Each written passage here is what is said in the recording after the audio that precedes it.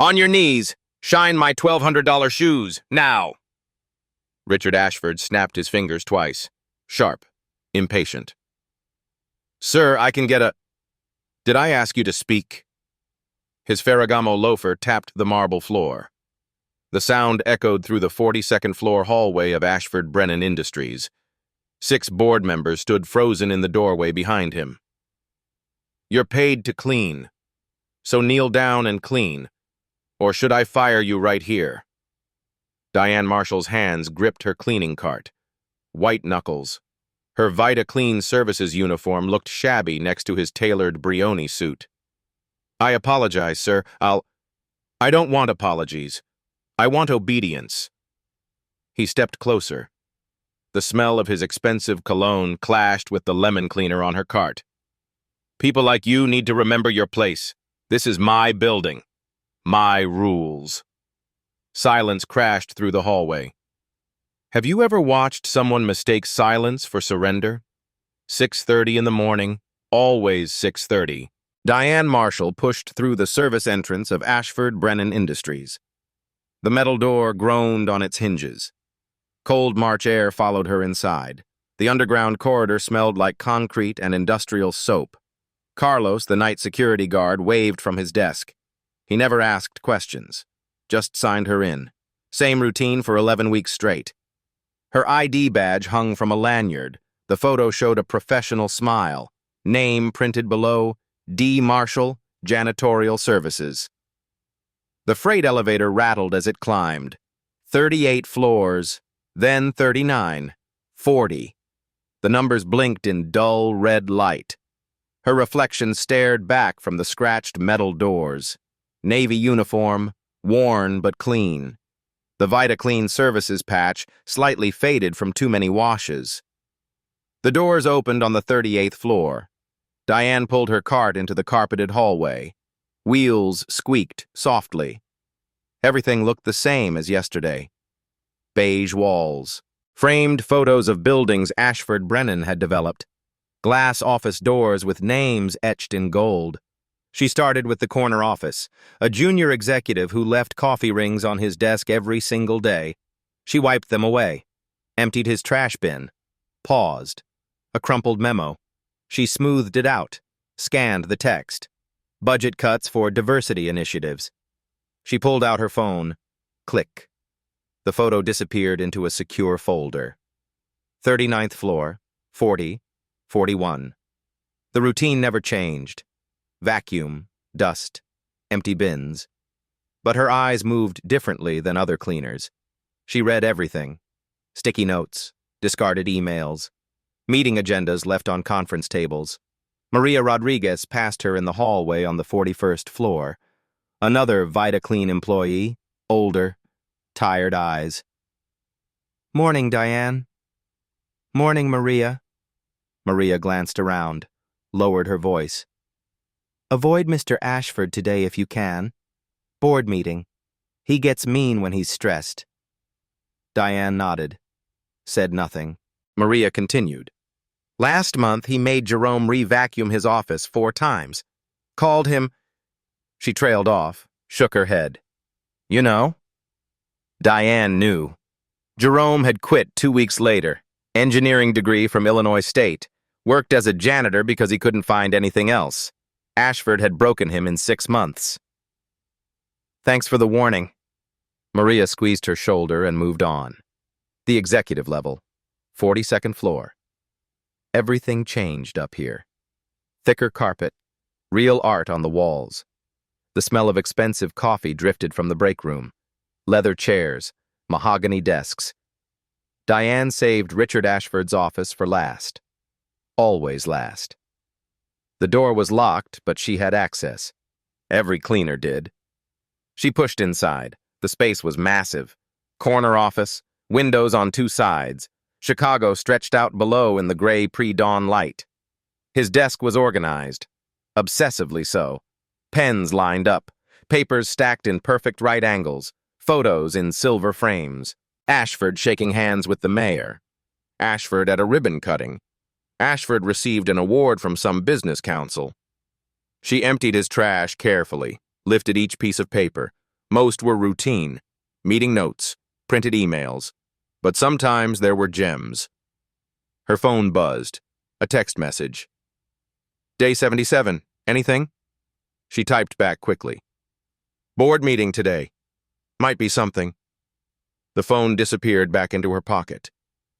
Diane moved through the office, dusting, straightening. Her posture changed when no one watched. Straighter, more controlled. The shuffle disappeared from her walk. Voices echoed in the hallway. Early arrivals, executives who came in before 7 to prove their dedication. She heard Ashford's name. Did you see the journal article? They're implying the minority contractor numbers are fabricated. Richard will handle it. He always does. His connections run deep. Governor, Senate. No reporter is going to touch him. Laughter, fading as they walked past. Diane finished in Ashford's office, locked the door behind her, pushed her cart toward the boardroom. The double doors were open. She could see inside. A table that sat 20 people, leather chairs, a screen built into the wall for presentations. She began wiping down the table. The wood gleamed under her cloth. A document sat near the head of the table. She glanced at it. Quarterly results. The Affordable Housing Project. $890 million in federal funding. Approval expected within 10 days. Her phone buzzed again. She ignored it. Footsteps. Heavy. Confidence. Richard Ashford appeared in the doorway. 7:45. Earlier than usual. He didn't look at her face. Just saw the uniform. You, janitor. Diane turned slowly. His eyes dropped to his shoes, then back to her. On your knees. Now. Richard Ashford's voice filled the boardroom. Cold. Commanding. He pointed at his right shoe. The leather caught the overhead lights. Diane Marshall stood perfectly still. Her cleaning cloth hung from one hand. The cart behind her held bottles of spray cleaner, rags, a small bucket. Sir, I can retrieve a shoe shine kit from... Did I stutter? He stepped closer. His cologne was overwhelming. Something expensive, overpowering the faint smell of lemon cleaner. I don't need a kit. I need you to do your job. Get down and buff out this scuff, right now. Diane's jaw tightened. Her eyes stayed level with his. Mr. Ashford, What's your name? She hesitated. Marshall. Diane Marshall. Well, Marshall, are you refusing a direct order from the CEO of this company? Footsteps echoed from the hallway. Board members arrived for the 8:15 meeting. They filtered into the doorway. 6 of them. Expensive suits, leather briefcases, the smell of coffee and aftershave. Thomas Brennan came first. 72 years old, co-founder. White hair combed back. He stopped when he saw the scene. Rebecca Torres followed, Latina, late 40s, sharp eyes that took in everything. She pulled out her phone slowly, held it low. Marcus Whitfield smirked. The CFO, 50-something. His suit probably cost more than Diane made in 3 months. 2 other board members clustered behind them. Uncomfortable, uncertain where to look. Ashford didn't turn around. His focus stayed locked on Diane. I'm waiting. Diane's hands moved to her sides, slow, deliberate. She looked at the board members, then back at Ashford. I want to be clear about what you're asking me to do, sir. There's nothing unclear. Kneel, buff my shoe, move on with your day. She knelt, slowly. Her knees touched the marble floor. The cold seeped through her uniform pants. She reached for the cleaning cloth. Rebecca Torres raised her phone higher. Recording. Diane's hands moved over Ashford's shoe. Gentle circular motions. Her head stayed up, eyes forward, not down like he expected. I want to remember this moment, Mr. Ashford. He misunderstood. Thought she meant submission. A lesson learned. Good. Maybe your people will finally learn. The words hung in the air, sharp, ugly. Your people. Rebecca Torres gasped. Audible. Clear. Thomas Brennan stepped forward. Richard, for God's sake. Stay out of this, Tom. This is about operational standards. Marcus Whitfield leaned against the doorframe, arms crossed, enjoying the show. Diane continued buffing. Her voice stayed quiet, controlled. Could you repeat that, sir? About my people? I want to be certain I heard correctly. Ashford's face flushed, not with shame, with irritation. You heard me. In my day, we didn't tiptoe around every diversity hire. People knew their place. They worked hard. They didn't need their hands held. He pulled his foot back, examined the shoe, still not satisfied. Maybe if your community focused less on handouts and more on actual work ethic, you'd be worth the minimum wage we pay you. Diane stood. Slowly. She brushed off her knees with exaggerated care, took her time. The cloth went back onto her cart. Just so I understand company policy, Mr. Ashford, these views you've expressed, are they consistent with Ashford Brennan's official DEI statement? Ashford blinked, surprised by her vocabulary, by her tone. What? Your diversity, equity, and inclusion statement. The one posted on your website, the one required by all federal contractors. His face darkened. I don't answer to the janitor. Get back to work before I call security. Of course, sir. But before I do... Diane reached into her cart, not for cleaning supplies, for a manila folder tucked beneath a stack of rags. You should know I found this in your office trash yesterday. She held it out. Not to Ashford, to Rebecca Torres. Rebecca took it, flipped it open. Her eyes widened. Richard, what is this? That's confidential corporate property. She stole it. Diane's voice stayed calm. It was in the trash, sir. Illinois law is clear. No expectation of privacy for discarded materials. Thomas Brennan moved closer, read over Rebecca's shoulder. His face went pale. Richard, tell me this isn't what it looks like. The folder contained emails, printed correspondence between Ashford and City Councilman Gerald Vance, subject lines visible even from a distance. Keeping the Riverside Project demographics favorable. Burying the minority contractor requirement.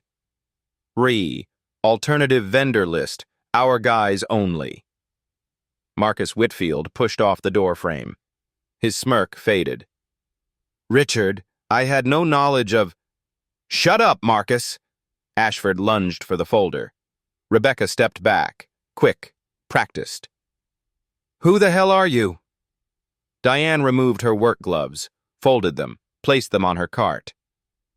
My name is Dr. Diane Marshall. I have a Ph.D. in urban development from MIT. I've consulted for the Department of Housing and Urban Development for 14 years. Silence crashed through the boardroom. And for the past 11 weeks, I've been working undercover at the request of the Federal Housing Commission. Ashford's face went through several colors: red, white, purple. You're lying! Security! Diane reached into her uniform pocket, pulled out a badge. Federal Identification, Department of Housing and Urban Development, Office of Inspector General. I'm a federal investigator, Mr. Ashford, and you just confessed to discriminatory intent in front of 6 witnesses. 2 security guards appeared at the door. Young, uncertain. They looked between Ashford and Diane. Arrest her! She's a spy! Corporate espionage! Diane held up the badge. I'm a federal agent conducting an authorized investigation. Call your legal department, now! The guards froze. Thomas Brennan pulled out his phone, hands shaking. I'm calling Sarah Hendricks, our attorney. Ashford stepped into Diane's space, close enough that she could see the veins in his neck, pulsing, angry. You think your little badge scares me? I have senators on speed dial. I golf with the governor every month. Your career is over. Then you won't mind the press conference scheduled for 2 p.m. today. You're bluffing. Diane looked at Rebecca. Please play the recording. Rebecca's phone came up, volume at maximum. Ashford's voice filled the room. Maybe if your community focused less on handouts and more on actual work ethic. People like you need to remember your place. Your people! Every word, crystal clear, time-stamped. Thomas Brennan sat down heavily. Jesus Christ, Richard. That's out of context. Diane pulled a tablet from her cart.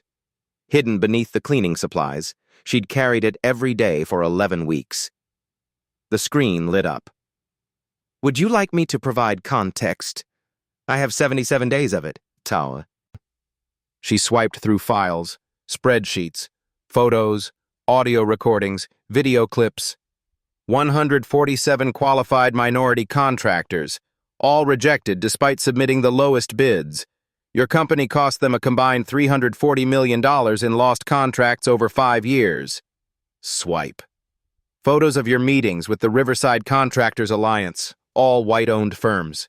Secret gatherings at your country club. Swipe. Audio recordings from your office. Phone conversations about keeping neighborhoods pure. Your words, not mine. Swipe. Video footage. Hidden cameras recorded you shredding documents 2 days ago. Federal housing compliance reports. Gone. Marcus Whitfield backed toward the door. Richard, I swear I didn't know. Diane's finger stopped on a new file. Actually, Marcus, you did.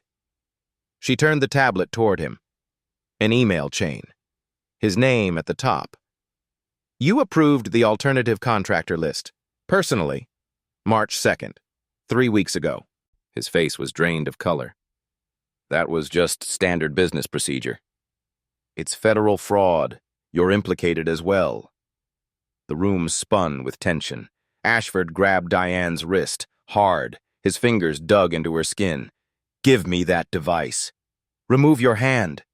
I said give it. Richard, stop! Rebecca moved forward. Diane didn't flinch, didn't pull away. Her voice stayed level. You're assaulting a federal officer. Security cameras are recording. She nodded toward the ceiling. A small red light blinked above the conference table. Always recording. Company policy. Ashford released her, stumbled back. Sarah Hendricks burst through the door. The company attorney, 40-something, usually composed, now frantic. Her heels clicked rapidly on marble. What in God's name is happening? Diane handed her a document. Federal subpoena. Ashford Brennan Industries is under investigation for violations of the Fair Housing Act, Title VI of the Civil Rights Act, and criminal conspiracy to defraud the United States government. Sarah read. Her face went through the same color changes as Ashford's. Richard, is this true? Sarah, get her out of here. She's fabricating I can't. This is a valid federal subpoena, signed by a magistrate judge. Rebecca Torres stepped forward, folder still in her hands. I've been documenting Richard's behavior for 2 years. She pulled more papers from her briefcase. HR complaints, all filed, all buried. Emails to Thomas Brennan, warnings ignored, board meeting minutes showing her objections, voted down every time. Thomas Brennan looked at her. Rebecca, why didn't you? I tried, Tom.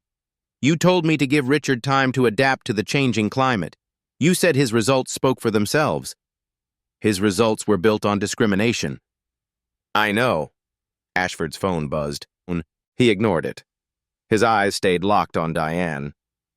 You think you're clever? Coming in here with your fake badge and planted evidence? The badge is real. The evidence is authentic, and you know it. He turned to the security guards hovering in the doorway. Search for her. Empty that cart. She has stolen corporate property. Diane held up one hand. I do not consent to any search. The security chief stepped forward. Roberto Sanchez, 52, Hispanic, 20 years with the company. He looked uncomfortable. Sir, if she's federal law enforcement, I pay your salary, Roberto. Search her cart. That's an order. Roberto exchanged glances with the younger guard. Both moved forward reluctantly. They began pulling items from Diane's cart. Spray bottles clattered onto marble. Blue cleaning solution spread across white stone. The smell of ammonia filled the air. Rags came next, stacked neatly, all clean, a small tool kit, screwdrivers, replacement light bulbs. Roberto reached deeper. His hand closed around something solid. He pulled out a recording device. Professional grade. Then another. And another. 5 in total. Ashford's face lit up. There. Illegal surveillance. Diane's voice stayed calm. Those devices were operating under federal authority. I have a warrant signed by a federal judge. She produced another document, the seal of the United States District Court visible at the top. Sarah Hendricks took it, read quickly. Her hands trembled. Richard, this is legitimate. She had legal authorization. Roberto pulled out another item, a second badge, FBI, Civil Rights Division. Everyone froze. Diane took the badge, held it up. I'm also a special investigator with the Federal Bureau of Investigation.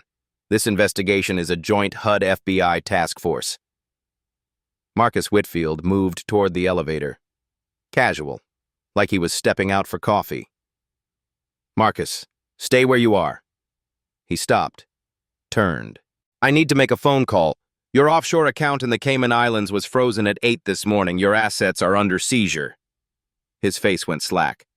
How do you... Because you weren't just discriminatory. You were embezzling federal housing funds. $4.7 million over 3 years. The tablet screen lit up. Bank statements, wire transfers, all with Marcus Whitfield's authorization codes. Thomas Brennan stood. His chair scraped against marble. Dr. Marshall, I swear I had no knowledge it did you enabled it. Her words cut through his protest.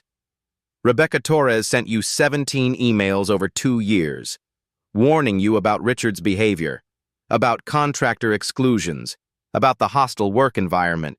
You ignored every single one. She swiped to a new file. Email after email, all from Rebecca. Thomas's responses were identical. Richard gets results.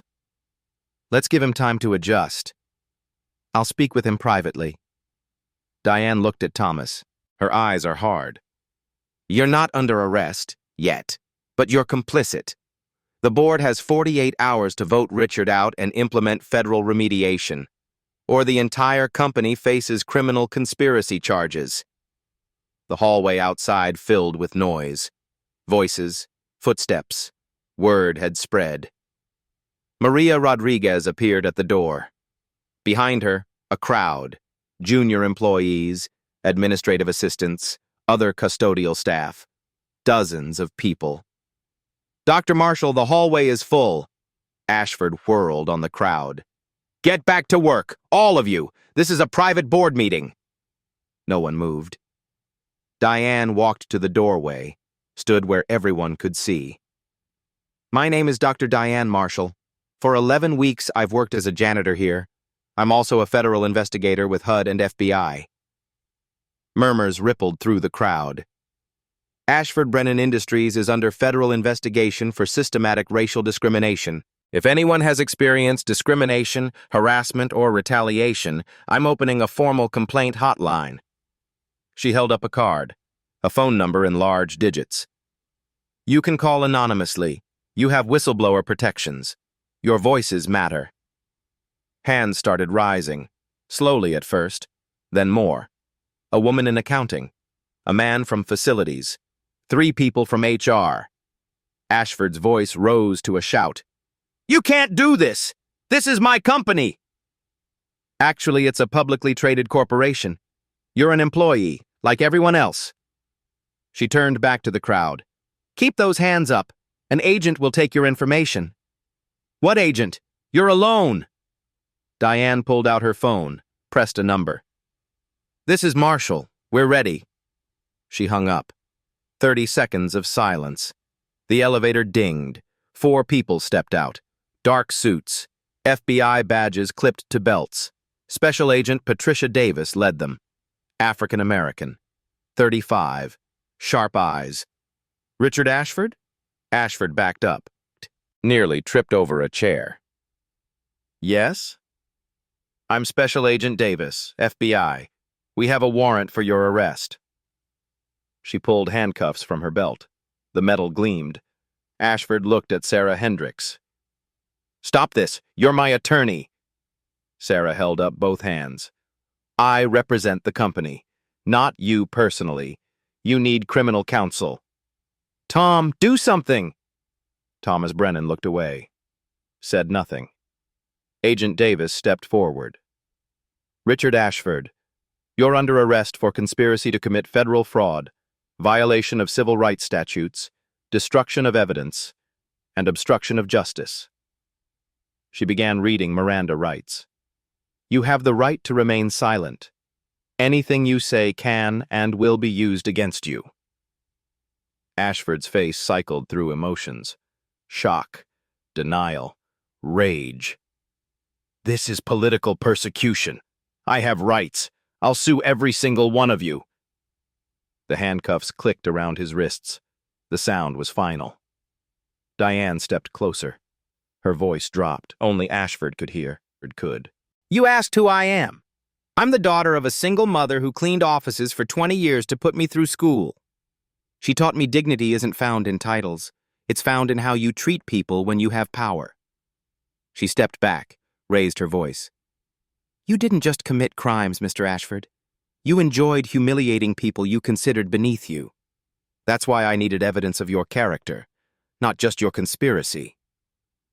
Agent Davis turned him toward the door. Another agent moved to Marcus Whitfield. Marcus Whitfield, you're also under arrest for embezzlement of federal funds, wire fraud, and conspiracy. Marcus's knees buckled. The agent steadied him, read him his rights. The crowd in the hallway parted. A path formed to the elevator. Ashford had to walk through it, past all the employees he'd looked down on. Someone started clapping, slowly. One person, Maria Rodriguez. Her hands came together, steady, rhythmic. The applause spread. Administrative assistants, accountants, facilities staff. Ashford's face burned red. An older black man stood near the front. Jerome Collins, the man who'd quit 2 months ago. He'd come back to watch. That's for every time you made me feel worthless. Diane raised her hand. The applause stopped. Let the law handle this. That's how justice works. Not revenge. Justice. Agent Davis guided Ashford into the elevator. Marcus followed. The other agents stepped in. The doors started closing. Ashford's eyes locked on Diane one last time. This isn't over. Actually, it is. The doors shut. The hallway erupted. Voices, questions, people crowding forward. Diane held up both hands. Please, give us 24 hours. We'll release a public statement. For now, return to your work. You're safe. Rebecca Torres stepped beside her, faced the crowd. I'm Rebecca Torres. I'll be chairing an emergency board meeting within the hour. We will address all concerns. We will make this right. The crowd began to disperse, people talking in clusters. Some were crying, others were shocked. Maria approached Diane, hugged her tight.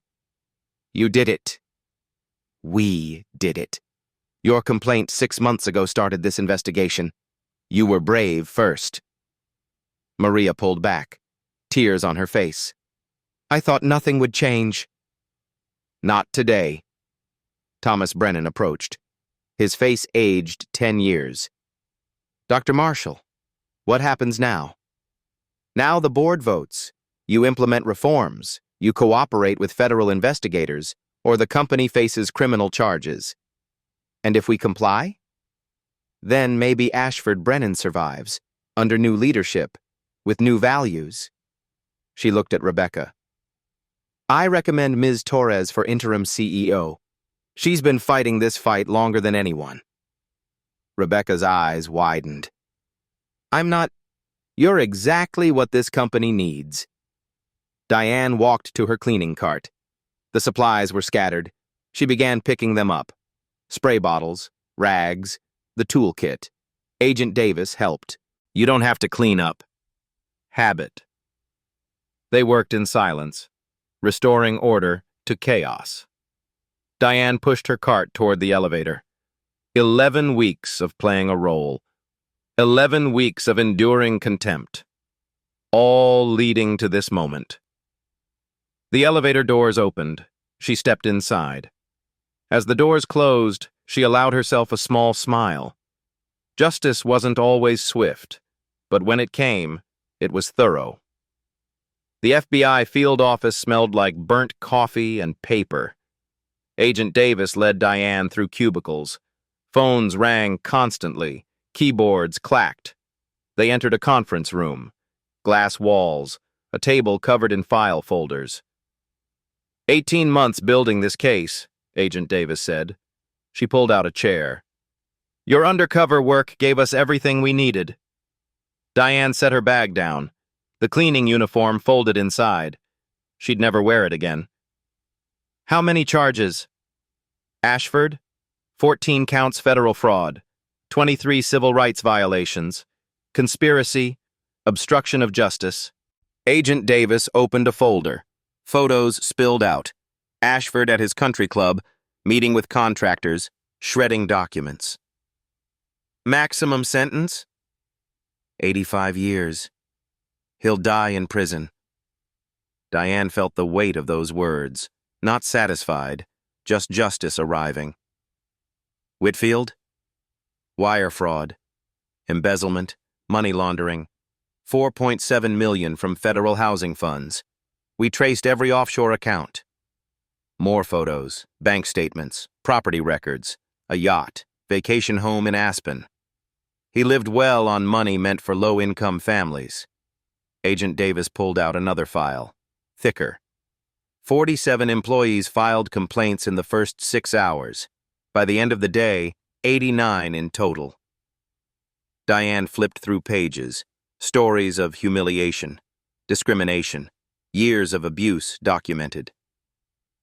Jerome Collins came back, gave a 3-hour deposition. He'll testify. Good. David Patterson, too. Black-owned construction firm. Lost $8 million in contracts despite lowest bids. The door opened. A man in a suit entered, 50-something, graying hair.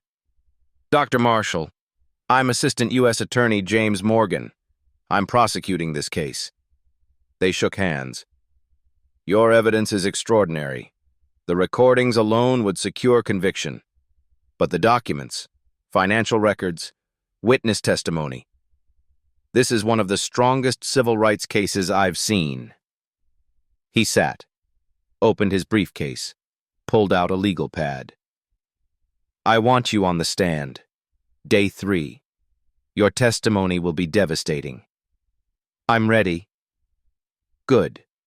Because Ashford's attorney is Harold Kensington, former prosecutor, vicious in cross-examination. He'll try to discredit you. Diane smiled, thin, confident. My credentials speak for themselves. PhD from MIT, 14 years with HUD. Let him try. The emergency board meeting entered its 4th hour. Rebecca Torres sat at the head of the table. Ashford's former position. She'd been voted interim CEO 90 minutes ago. Unanimous. Thomas Brennan looked exhausted. Aged a decade in 6 hours. The press is circling, Sarah Hendricks said. Wall Street Journal, New York Times, Washington Post. We tell the truth, Rebecca said. Firm, clear. We acknowledge systematic failures. We commit to reform. A board member shifted. That could tank our stock.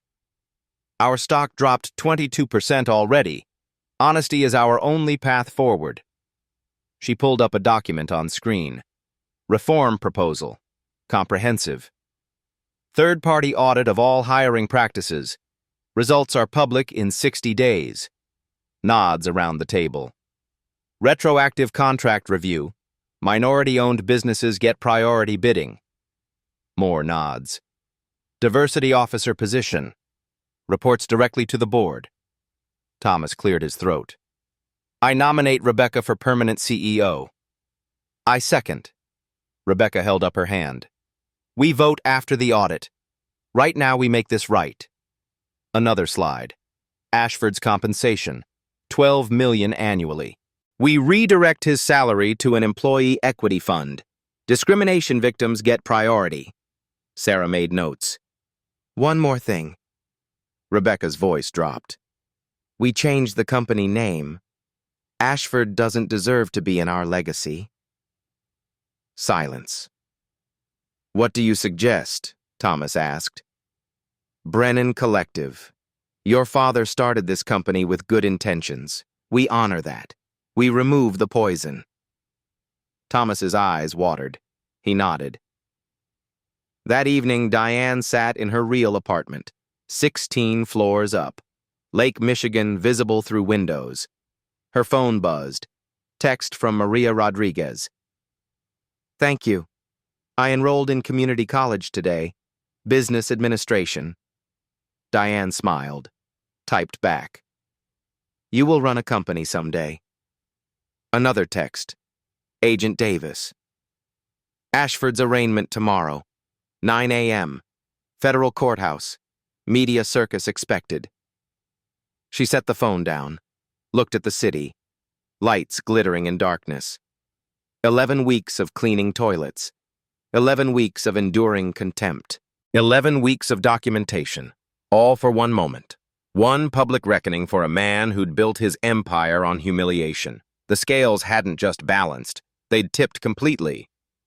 Richard Ashford stood in a holding cell downtown. Orange jumpsuit. No tailored suit. No Ferragamo loafers. No power. His attorney had visited an hour ago. Explained the charges, the evidence, the potential sentence. They have recordings, video, documents. 89 witnesses are ready to testify. Ashford said nothing. Richard, I need to be honest. This case is unwinnable. The best we can do is plea bargain. No. You're facing 85 years. If we negotiate... I said no. I didn't do anything wrong. His attorney closed his briefcase. Stood. Then I'll see you at the arraignment. After he left, Ashford sat on the metal bench. The cell smelled like disinfectant and despair. How did this happen? This morning he'd been CEO, master of his domain. Now he has an inmate number pending. A janitor. A black woman in a cleaning uniform. She'd destroyed him. No. He'd destroyed himself. Every insult, every slur, every contractor he'd excluded, every employee he'd humiliated, years of cruelty documented, preserved, ready for court. The power he'd wielded so carelessly had evaporated, replaced by handcuffs and charges and the slow grind of federal justice. He'd asked Diane who she was. Now he knew. She was the reckoning he'd earned. 9 a.m. Federal Courthouse. Downtown Chicago. News vans lined the street. Satellite dishes pointed skyward. Reporters jostled for position on the courthouse steps. Camera flashes created a strobe effect in the morning sun. Richard Ashford emerged from the transport vehicle. Orange jumpsuit, handcuffs, leg shackles that clinked with each step. The cameras erupted, shutters clicking like machine guns. Mr. Ashford, do you have a statement? Are you guilty? How do you respond to the charges? He kept his head down. Shame burned in his chest. Yesterday he commanded the boardrooms. Today he shuffled like a common criminal. 2 U.S. Marshals guided him up the steps, through security, down the marble hallway to courtroom 6. The gallery was packed. Every seat filled. Standing room only. Diane sat in the front row. Professional navy suit. Hair pulled back. She looked nothing like the janitor from yesterday. She looked like what she was, a federal investigator, credentialed, powerful. Their eyes met. Ashford looked away first. Judge Patricia Henderson entered. African American, 58, stern expression, 20 years on the bench. All rise. Everyone stood. The rustle of clothing, shuffle of feet. Be seated. She reviewed documents. Silence stretched. Finally, she looked up. Mr. Ashford, you are charged with 14 counts of federal fraud, 23 counts of civil rights violations, conspiracy to defraud the United States, obstruction of justice. How do you plead? His attorney stood. Harold Kensington, expensive suit, practiced confidence. Not guilty on all counts, Your Honor. Judge Henderson made a note. Bail hearing? The prosecutor stood. James Morgan. The government requests remand without bail. Mr. Ashford has significant financial resources. Flight risk is substantial. He has contacts in countries without extradition treaties. Kensington objected. Your Honor, my client is a respected businessman, pillar of the community. He has deep roots in Chicago. He also has offshore accounts in 7 countries, Morgan interrupted, and a private jet. Judge Henderson did not hesitate. Remand without bail. Trial date set for June 14th, 60 days. Her gavel struck wood. The sound echoed. Ashford's face crumbled. Your Honor, please. I have a family. Many families were harmed by your alleged actions, Mr. Ashford. Marshals, take him into custody. They let him out. Back down the hallway. Past more cameras. More reporters shouting questions. 11:30 a.m. Brennan Collective Headquarters. The company auditorium held 400 employees. Every seat filled. People stood along the walls. Thomas Brennan approached the podium. Cleared his throat. The microphone squeaked feedback. Today we learned our company has been a vehicle for discrimination. His voice shook. I was blind. I ignored warnings. I enabled Richard Ashford because he produced results. I was wrong. I apologize. Scattered applause. Uncertain at first, then growing. Rebecca Torres took the podium next. I am Rebecca Torres, your new interim CEO. Some of you know I fought Richard for 2 years. Many of you fought longer. She looked directly at the custodial staff clustered in the back. To everyone who was told they were less than, who was insulted, who was passed over, who was made to feel invisible. I see you now. We all do. Real applause this time. Strong. Sustained. Effective immediately, we are implementing reforms. Third-party audits, anonymous complaint channels, diversity training for all management, and consequences, real consequences for discrimination. She paused. Let the words sink in. We are also creating an equity fund, $50 million, for employees harmed by previous leadership. Applications open Monday. The applause grew louder. Maria Rodriguez stood, walked to the microphone, hands shaking. 3 years ago, Richard Ashford told me I would never be more than the help. I believed him. Her voice broke. Dr. Marshall showed me I was wrong. Today I am enrolled in community college, business administration. She looked at Rebecca. Maybe someday I will sit where you are sitting. Rebecca smiled. I am counting on it. The auditorium erupted, standing ovation. People are crying, hugging. Years of suppressed pain finally acknowledged. 3:15 p.m. FBI perp walk. Ashford emerged from the courthouse again. End of arraignment. Transport back to the detention center. The media circus had grown. Helicopters circled overhead. The sound of rotors drowned out shouted questions. Someone had leaked his mugshot, already viral, trending on social media.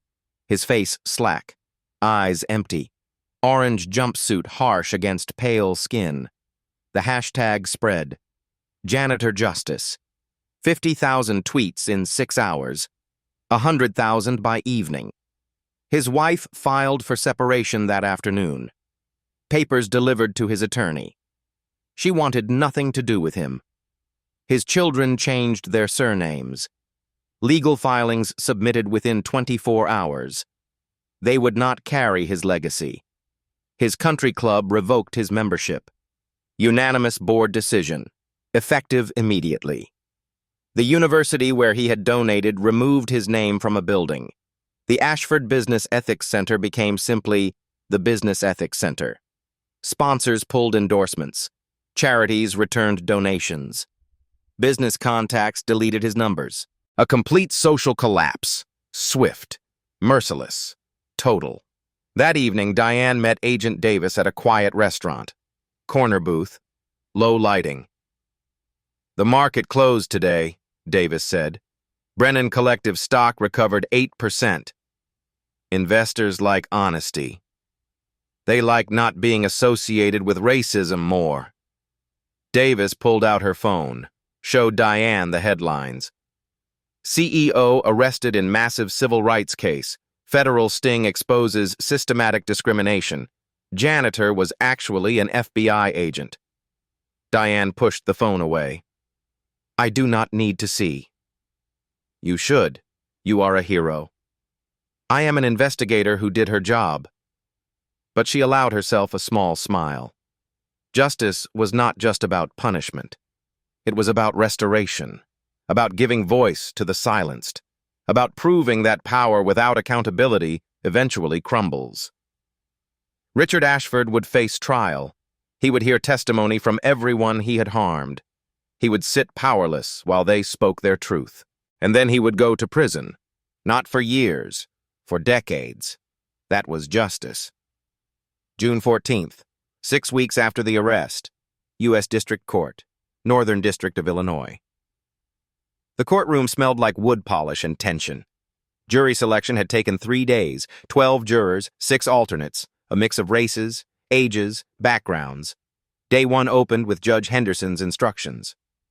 "This is a case about power, about abuse, about systematic discrimination. You will hear evidence.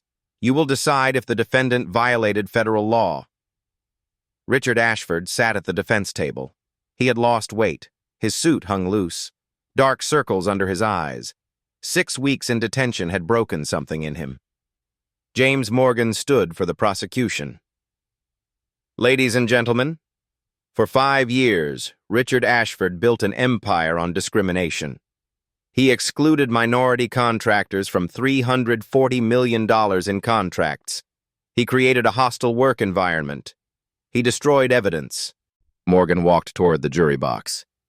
"The evidence will show systematic fraud, deliberate cruelty, and a man who believed his power made him untouchable." He pressed play on a laptop. Speakers filled the courtroom. Ashford's voice, crystal clear. "Maybe if your community focused less on handouts and more on actual work ethic." Several jurors shifted. "People like you need to remember your place." A black woman in the jury box wrote something down, her jaw tight. Morgan stopped the recording. "Those are not the words of a man committed to equality." Harold Kensington objected. "Your Honor, counsel is prejudicing the jury." Overruled. The defendant's own words speak for themselves. Day 3. Diane took the stand, navy suit, hair pulled back. She placed her hand on the Bible, swore to tell the truth. Morgan approached. "Dr. Marshall, please state your credentials." PhD in Urban Development from MIT, 14 years with HUD, 7 years with FBI Civil Rights Division. "And in March, what was your assignment?" "Undercover investigation of Ashford Brennan Industries, suspected violations of the Fair Housing Act and Title VI. "How long were you undercover?" 11 weeks, 77 days. "What did you observe?" Diane described everything. The first day, the routine, the documentation, the recordings. "On March 8th, what happened?" "Richard Ashford ordered me to kneel and shine his shoes. When I hesitated, he became verbally abusive. He made multiple statements revealing racial bias." She recounted every word, every gesture. The jury listened, transfixed. Morgan introduced evidence. 147 rejected contractor bids, all minority-owned, all technically superior, all cheaper. Dr. Marshall, in your professional opinion, why were these bids rejected? Race. The winning contractors were exclusively white-owned firms with personal connections to Mr. Ashford. Kensington stood for cross-examination. Dr. Marshall, you lied about your identity, correct? I worked undercover with federal authorization. But you deceived my client. I wore a uniform and performed janitorial duties. Mr. Ashford never asked about my qualifications. You spied on him. I investigated systematic civil rights violations. These recordings, you made them without his consent. I operated under a federal surveillance warrant signed by a magistrate judge. Illinois is a one-party consent state. The recordings are legal. Kensington tried for 3 hours. Every angle, every attack. Diane remained calm, unshakable. Her testimony was devastating. Day 7. Victim impact statements. Jerome Collins took the stand. 42, black, 2 engineering degrees. I worked as a janitor because I could not find engineering work. Mr. Ashford made me re-vacuum his office 4 times in one day. He called me a boy. His voice cracked. I have a master's degree. I am not a boy. I quit after 6 months. I developed anxiety, depression. I am still in therapy. David Patterson testified next, black business owner. Over 4 years, I submitted 17 bids. All were the lowest price. All met specifications. All were rejected. He pulled out documents. I lost $8 million. I had to lay off 12 employees. 3 lost their homes. Esperanza Rivera took the stand. Latina, former HR director. I reported Mr. Ashford's discriminatory behavior to the board. I provided documentation. She looked at Ashford. He looked away. He fired me the next day. Called me too emotional. I was doing my job. He destroyed my career for telling the truth. 47 employees testified over 5 days. Day 12. Marcus Whitfield testified for the prosecution. Plea deal secured. Richard instructed me to create an alternative contractor list. Only white-owned firms. He said minorities would compromise quality. Did you object? No, I complied. Did you also embezzle federal funds? Yes. $4.7 million over 3 years. Richard knew. He approved the shell companies. Day 15. Closing arguments. Morgan addressed the jury. Richard Ashford is not a victim.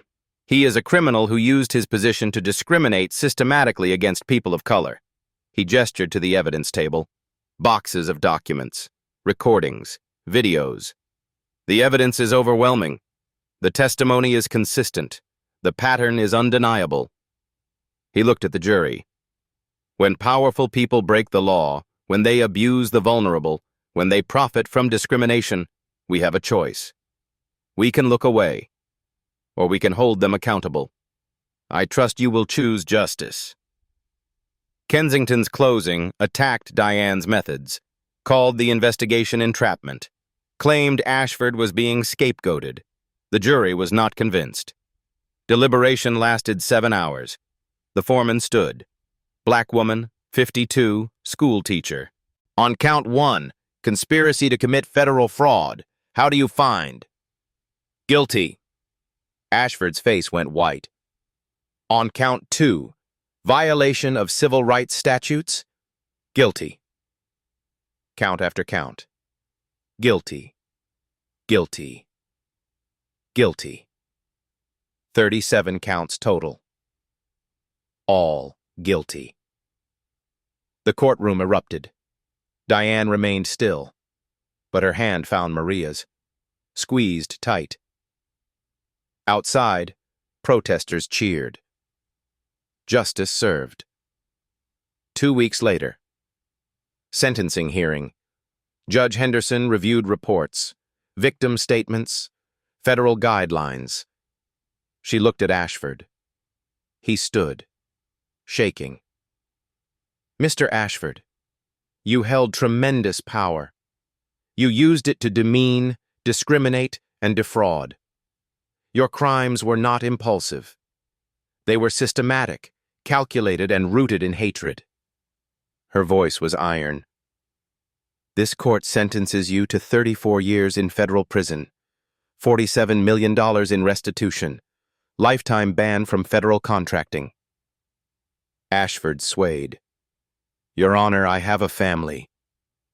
The families you destroyed also mattered. Marshals, take him into custody. They led him away. In the gallery, Maria cried. Diane put an arm around her. It is over. Finally. Outside, the media swarmed. Diane gave a brief statement. This case is not about me. It is about systemic injustice hiding behind boardroom doors. We need more whistleblowers like Rebecca Torres, more employees like Maria who refuse to accept mistreatment. A reporter shouted, Will you continue undercover work? Diane smiled. I can neither confirm nor deny. 6 months later, Brennan Collective announced changes. Rebecca Torres became permanent CEO, first Latina woman to lead a Fortune 500 real estate firm. Minority contractor participation jumped to 42%, up from 3%. Employee satisfaction scores doubled. Stock price recovered fully. Then climbed higher. Fortune magazine featured them. How one woman brought down a corrupt empire. Maria Rodriguez completed her associate degree. Brennan Collective hired her as diversity training coordinator. Salary $68,000, up from $32,000 as a janitor. She sent Diane a photo, her in a professional suit, standing in an office with her name on the door. The text read, Thank you for showing me who I could become. Diane saved it. A reminder that justice was not just about punishment. It was about restoration. 1 year later. Diane Marshall returned to Brennan Collective, not as a janitor, as a keynote speaker. The lobby had changed. New art on the walls, diverse faces in portraits. A plaque near the entrance listed company values, equity, inclusion, accountability. Maria Rodriguez waited by the elevator. Professional navy dress, hairstyled, confidence radiating. Dr. Marshall, or should I say, New York Times best-selling author. Diane laughed. Her memoir had released 3 months ago. Cleaning House. 22 weeks on the bestseller list. Just Diane. They rode the elevator to the auditorium. 500 employees packed inside. The energy was different, lighter, hopeful. Rebecca Torres introduced her from the stage. 1 year ago, this company was broken, built on discrimination. Dr. Diane Marshall proved that power without accountability crumbles. The applause was thunderous. Diane walked to the podium, looked out at the faces. A year ago, I knelt in this building to shine a man's shoes. Silence. Complete attention. Richard Ashford ordered me to my knees, not because his shoes needed cleaning, because he wanted to humiliate me. She paused. I knelt. I complied. And while I buffed his Italian leather, I memorized every word, every gesture, every moment of contempt. Someone in the audience wiped their eyes. People ask if I enjoyed humiliating him. I did not. I enjoyed proving that power built on oppression is fragile. She smiled, small, knowing. Every day for 11 weeks, I cleaned toilets. I emptied trash. I endured condescension. But I was gathering evidence that would change lives. Diane held up her phone. If you face discrimination, document everything. Dates, times, witnesses, screenshots, recordings where legal. Injustice thrives in silence. Evidence destroys it. Applause erupted. This case revealed something crucial. Institutions protect bad actors until the cost becomes too high. It took federal intervention, media exposure, public outrage. She looked at Rebecca, at Maria. Rebecca Torres tried for 2 years through official channels. Maria Rodriguez filed complaints. Jerome Collins spoke up. They were dismissed. But when we stood together, when we refused silence, the institution had to change. Her voice grew stronger. This transformation is your victory. Every person who testified, every person who said enough, you did this. The standing ovation lasted 5 minutes. Afterward, Maria showed Diane a photo. Her daughter, 12 years old, smiling. She asked me what I wanted to be when I grew up. I told her I already became it. Diane felt her throat tighten. This was why she had knelt. Not for revenge, for restoration. They hugged goodbye. As Diane drove away, she looked in the rearview mirror. Brennan Collective headquarters rose into the sky, no longer a monument to ego, now a testament to courage. Her phone buzzed. Agent Davis. New case, tech company in Seattle. Similar pattern. Interested? Diane smiled, typed back. Always. Justice was not a destination. It was work, constant, necessary, but worth every moment. Where are they now? Richard Ashford, FCI Terre Haute, serving 34 years, divorced. Children changed their surname. Appeals denied. Eligible for parole in 2052. Age 83. Marcus Whitfield, FCI Greenville, 12 years. Assets seized. Rebecca Torres, CEO of Brennan Collective. Company profits up 31%. Named to Time's 100 Most Influential People. Maria Rodriguez, Diversity Training Coordinator. Salary $68,000, up from $32,000. Now it is your turn. If this story moved you, do not just watch. Act. Share this video. It might reach someone enduring what Diane documented. Someone who needs to know they are not alone. Comment below. Have you witnessed workplace discrimination? What did you do? Your story might inspire someone else. Subscribe for more stories of justice served and courage rewarded. Before you go, answer this. If you had Diane's skills, her patience, her courage, would you have lasted 11 weeks? Would you have knelt to shine that shoe, knowing what came next? Or would you have broken sooner, letting him win? Think about it. Then ask yourself one more question. What injustice are you willing to endure to expose? What wrong are you willing to document to make right? What silence are you willing to break? The choice is yours. Justice does not happen by accident.